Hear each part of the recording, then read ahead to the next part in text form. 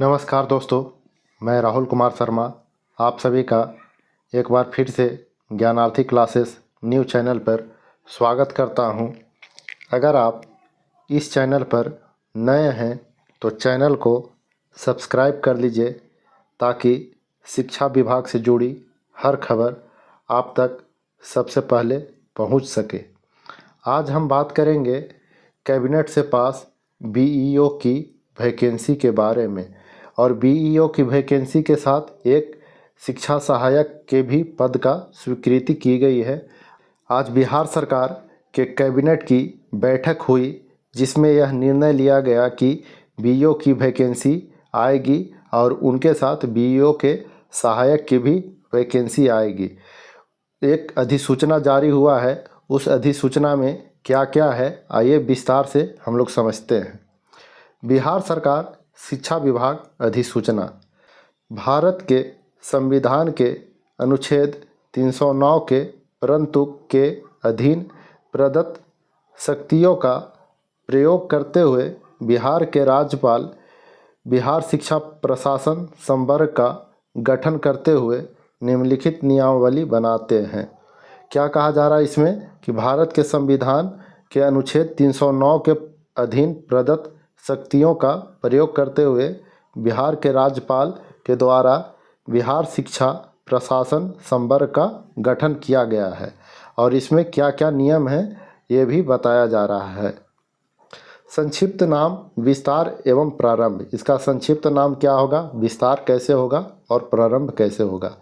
यह नियमावली बिहार शिक्षा प्रशासन संवर्ग नियमावली 2025 कही जा सकेगी। इसका नाम क्या होगा, बिहार शिक्षा प्रशासन संवर्ग नियमावली 2025। इसका विस्तार संपूर्ण बिहार राज्य में होगा और इसका विस्तार कहाँ होगा, बिहार राज्य में, पूरे बिहार राज्य में होगा।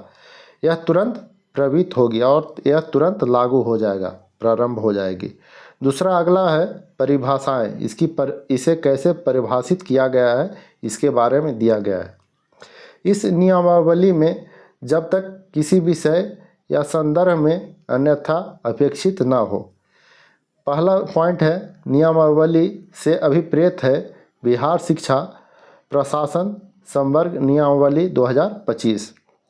संवर्ग से अभिप्रेत है बिहार शिक्षा प्रशासन संवर्ग। संवर्ग क्या होगा, बिहार शिक्षा प्रशासन का संवर्ग होगा और इसका नियमावली का नाम है बिहार शिक्षा प्रशासन संवर्ग नियमावली 2025। तीसरा पॉइंट है नियुक्ति प्राधिकार से अभिप्रेत है निदेशक प्राथमिक शिक्षा। यह किसके अंतर्गत आएगा, प्राथमिक शिक्षा के अंतर्गत आएगा।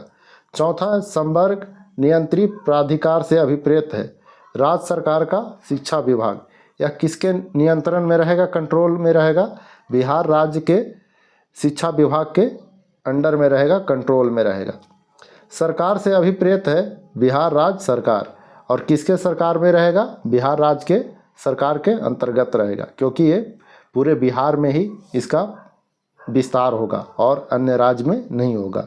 आयोग से अभिप्रेत है बिहार लोक सेवा आयोग और कौन से आयोग के तहत ये इसका परीक्षा लिया जाएगा, बिहार लोक सेवा आयोग यानी बीपीएससी के तहत इसका एग्ज़ाम लिया जाएगा।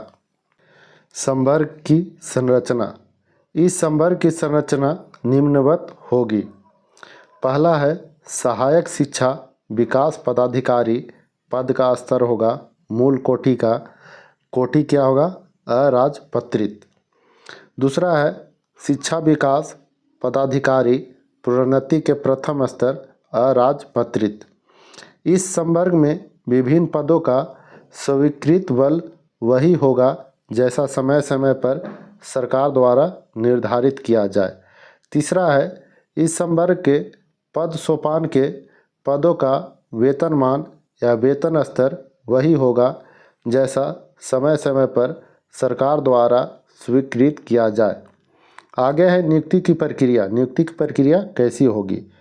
पहला पॉइंट में है इस संवर्ग में मूल कोटि के पद सहायक शिक्षा विकास पदाधिकारी पर सीधी भर्ती द्वारा नियुक्ति आयोग द्वारा इस प्रयोजनार्थ समय समय पर आयोजित प्रतियोगिता परीक्षा के परीक्षा फल के आधार पर की जा सकेगी। दूसरा है सीधी भर्ती हेतु न्यूनतम शैक्षणिक योग्यता किसी मान्यता प्राप्त विश्वविद्यालय से स्नातक या समकक्ष होगी। इसमें कहा जा रहा है कि मिनिमम जो क्वालिफिकेशन है वो क्या होगा, ग्रेजुएट होगा, ग्रेजुएशन होगा, मतलब किसी भी यूनिवर्सिटी से आप स्नातक या उसके समकक्ष की डिग्री होनी चाहिए। दूसरा है न्यूनतम आयु सीमा 21 वर्ष और अधिकतम आयु सीमा वही होगी जैसा राज्य सरकार द्वारा आरक्षण कोटिवार समय समय पर विनिश्चित की जाए। न्यूनतम आयु की गणना संबंधित वर्ष की 1 अगस्त के आधार पर होगी, मतलब जिस वर्ष आपका वैकेंसी आएगा उस वर्ष के 1 अगस्त के आधार पर आपका न्यूनतम आयु की गणना होगा और आपको न्यूनतम आयु कितना चाहिए, 21 वर्ष चाहिए। अब है आरक्षण। इस संवर्ग में नियुक्ति एवं प्रोन्नति में राज्य सरकार द्वारा समय समय पर अवधारित आरक्षण के प्रावधान लागू होंगे। जैसे बिहार राज्य सरकार द्वारा आरक्षण के नियम लागू होते हैं वो वही यहाँ पर लागू होगा। अब है परिवीक्षा अवधि। सीधी भर्ती से नियुक्त कर्मियों की परिवीक्षा अवधि योगदान की तिथि से 1 वर्ष के लिए होगी। कितना के लिए होगी, 1 वर्ष का प्रोबेशन पीरियड होगा। परिवीक्षा अवधि में सेवा संतोषजनक नहीं पाए जाने की दशा में परिवीक्षा अवधि का विस्तार अगले 1 और वर्ष के लिए किया जा सकेगा। यदि विस्तारित अवधि में भी सेवा संतोषजनक नहीं पाई जाएगी तो नियुक्ति प्राधिकार ऐसे कर्मियों को सेवा मुक्त कर सकेगा। इसमें कहा जा रहा है कि परिवीक्षा अवधि 1 वर्ष का होगा। अगर 1 वर्ष में संतोषजनक नहीं होगा तो 1 वर्ष और आपको विस्तार किया जाएगा और वह भी 1 वर्ष के विस्तार सेवा में आप अगर अपनी सेवा संतोषजनक नहीं देते हैं तो आपको सेवा मुक्त किया जा सकेगा। अब है 7वां में प्रशिक्षण।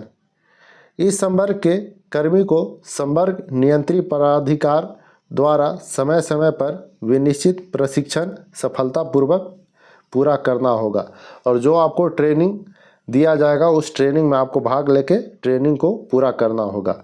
विभागीय परीक्षा डिपार्टमेंटल एग्जामिनेशन। सीधी भर्ती से नियुक्त कर्मियों को यथा निर्धारित विभागीय परीक्षा उत्तीर्ण होना अनिवार्य होगा। विभागीय परीक्षा के विषय पाठ्यक्रम एवं प्रक्रिया का निर्धारण राजस्व परिषद द्वारा विभाग के परामर्श से किया जाएगा। इसमें क्या है, अब संपुष्टि। परिवीक्षा अवधि संतोषजनक रूप से पूरा करने, निर्धारित प्रशिक्षण सफलतापूर्वक पूरा करने और विभागीय परीक्षा एवं कंप्यूटर सक्षमता जांच परीक्षा उत्तीर्ण होने पर नियुक्ति प्राधिकार के द्वारा सेवा संपुष्ट की जा सकेगी। जैसे ही आपका परिवीक्षा प्रोबेशन पीरियड पूरा हो जाएगा अच्छा से और आप प्रशिक्षण भी कर लेंगे, जो विभागीय परीक्षा है उसको भी देकर सफलतापूर्वक आप अच्छे अंक लाएंगे और जो कंप्यूटर सक्षमता परीक्षा है उसको भी आप पास कर जाएंगे तो आपको आपकी सेवा संपुष्ट हो जाएगी। अब वरीयता है 10वां पॉइंट में। वरीयता। सीधी भर्ती से नियुक्त कर्मियों की वरीयता का निर्धारण आयोग के मेधा क्रमानुसार किया जा सकेगा। 11वां पॉइंट है प्रोन्नति। सेवा में संपुष्ट कर्मियों की संवर्ग के उच्चतर पदों पर प्रोन्नति वरीयता सहयोगिता के अनुसार विभागीय स्तर पर प्रोन्नति हेतु गठित समिति की अनुशंसा पर नियुक्ति प्राधिकार द्वारा दी जा सकेगी। अब आगे है प्रोन्नति पर विचारार्थ न्यूनतम कालावधि एवं अन्य शर्त वही होगी जो राज्य सरकार द्वारा समय समय पर निर्धारित की जाएगी। तीसरा पॉइंट है विभागीय प्रोन्नति समिति का गठन विभाग द्वारा अलग आदेश से किया जाएगा। अब है अवशिष्ट मामले। इस नियमावली में जिन विषयों के लिए विशिष्ट रूप से प्रावधान नहीं किया जा सका है उनके लिए सरकार की प्रासंगिक संहिता या नियमावली या संकल्प या अनुदेश में समकक्ष स्तर के कर्मियों के संदर्भ में विहित प्रावधान लागू होंगे। अगला है कठिनाइयों का निराकरण। इस नियमावली के उपबंधों के कार्यान्वयन में होने वाली कठिनाइयों का निराकरण हेतु संवर्ग नियंत्री प्राधिकार द्वारा विधि विभाग के परामर्श से समय समय पर सामान्य या विशेष निर्देश जारी किया जा सकेगा। 14वां है शिथिल करने की शक्ति। जहां राज्य सरकार की राय हो कि ऐसा करना आवश्यक या समीचीन है, वहां लिखित रूप में अभिलिखित किए जाने वाले कारणों से इस नियमावली के किन्हीं उपबंधों को सरकार द्वारा शिथिल किया जा सकेगा। 15वां है निर्वचन। इस नियमावली के किन्हीं उपबंधों के निर्वचन के संबंध में कोई शंका उत्पन्न हो, वहां समान प्रशासन विभाग के परामर्श से संवर्ग नियंत्री प्राधिकार द्वारा निर्णय लिया जा सकेगा।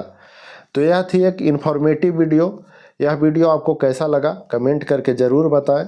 अगर वीडियो अच्छा लगा तो वीडियो को लाइक करें, शेयर करें और चैनल को सब्सक्राइब ज़रूर करें। धन्यवाद।